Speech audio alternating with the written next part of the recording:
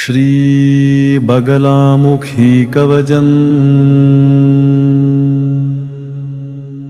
अथ ध्यानं जिह्वाग्रमादाय करेण देवी वामेन शत्रुन् परिपीडयन्तीं गदाभिघातेन च दक्षिणेन पीताम्बराढ्या विभुजान् नमामि।